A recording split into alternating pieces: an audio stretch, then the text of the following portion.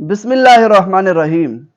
ناظرین، 9 ربیع الاول 2023 کو حیدرآباد میں مراد رسول سسر رسول داماد علی داماد بطول سیدنا فاروق اعظم رضی اللہ تعالی عنہ کی توہین کی گئی، جس کے خلاف پورے پاکستان میں آواز اٹھائی گئی۔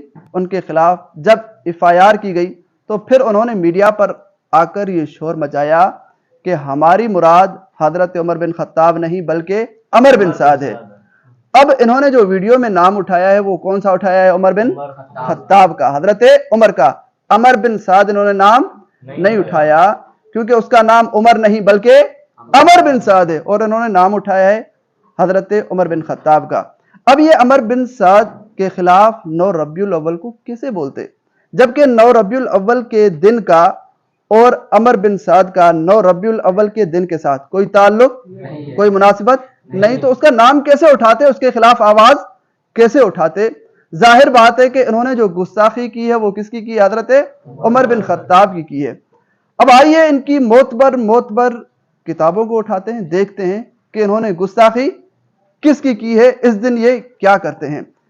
اب ان کی معتبر کتاب انوار النعمانیہ جلد نمبر 2 صفحہ نمبر اس کا 138 آپ کھولیں، اس میں وضاحت کے ساتھ انہوں نے یہ عبارت لکھی ہے کہ فی تاسعۃ العید الاعظم، کہتے ہیں کہ 9 ربیع الاول کو سب سے بڑی عید ہے۔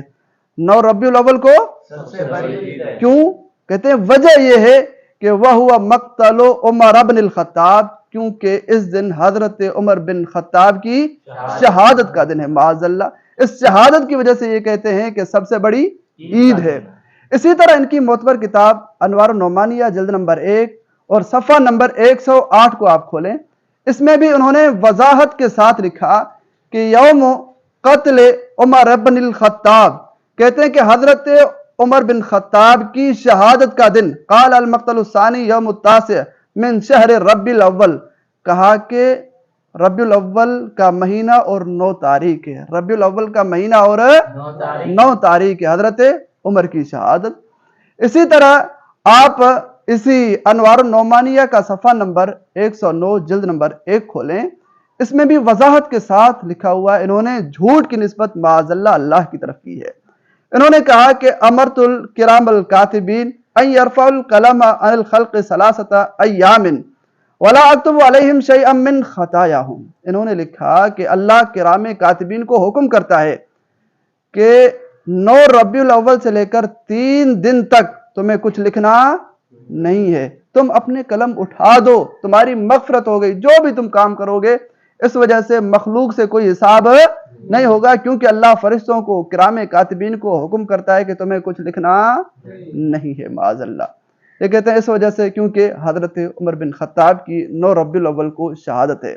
اسی طرح آپ ان کی معتبر کتاب بحار الانوار اس کا جلد نمبر 98 صفحہ نمبر 199 آپ کھولیں، اس میں بھی انہوں نے وضاحت کے ساتھ لکھا کہ ان قتل عمر بن الخطاب، حضرت عمر بن خطاب کی شہادت کا دن، کہا کہ قد کان فی التاسع من شہر ربیع الاول، کہ 9 ربیع الاول کی 9 تاریخ ہے، ربیع الاول مہینے کی 9 تاریخ ہے۔ کس نے لکھا؟ بحار الانوار والے نے لکھا۔ اسی طرح انوار النعمانیہ میں موجود، اسی طرح ان کی معتبر کتاب مدینۃ و معاجز کے صفحہ نمبر 97 پر موجود ہے۔ اسی طرح ان کی معتبر کتاب تہذیب المتین فی تاریخ امیر المومنین کے صفحہ نمبر 290 پر موجود ہے۔ اسی طرح ان کی معتبر کتاب زاد المعاد کے صفحہ نمبر 404 پر موجود، اسی طرح ان کی کتاب المحتضر کے صفحہ نمبر 90 پر موجود ہے کہ شیعوں کا سب سے بڑا عید کا دن 9 ربیع الاول ہے، کیونکہ وجہ کیا ہے کہ کیا کہتے ہیں اس دن حضرت عمر بن خطاب کی شہادت کا دن ہے۔ تو میرے بھائیوں، 9 ربیع الاول کو جو انہوں نے گستاخی کی ہے تو وہ کس کی ہے؟ کیونکہ اپنی کتابوں میں انہوں نے جو توہین لکھی ہے وہ کس کی لکھی ہے 9 ربیع الاول کو؟ حضرت عمر بن خطاب کی لکھی ہے۔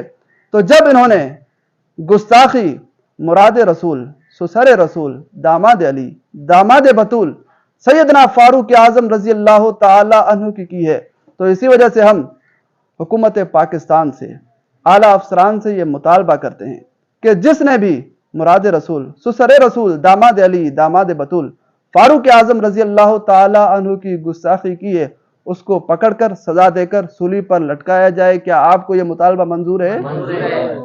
مسلمانوں اگر اس پر عمل ہو گیا تو یاد رکھیں کوئی بھی داماد علی داماد بطول سیدنا فاروق اعظم کی گستاخی کر سکتا نہیں ہے۔ اس وجہ سے ہم حکومت پاکستان سے مطالبہ کرتے ہیں اور یہ دعا کرتے ہیں اللہ تعالی حکومت پاکستان کو اس پر عمل کرنے کی توفیق نصیب فرمائے۔ وما علینا الا البلاغ۔